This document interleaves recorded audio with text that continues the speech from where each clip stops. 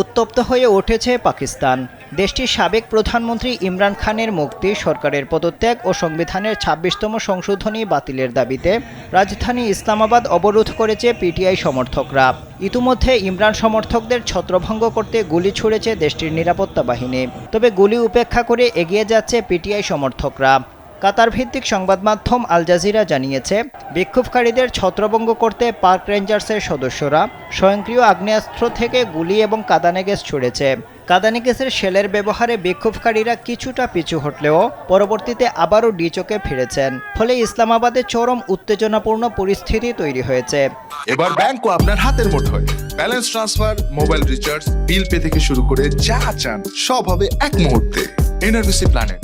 ইমরান খানের স্ত্রী বুশরা বিবির নেতৃত্বে কর্মী সমর্থকদের বিশাল একটি বহর ইসলামাবাদ থেকে মাত্র কয়েক কিলোমিটার দূরে রয়েছে।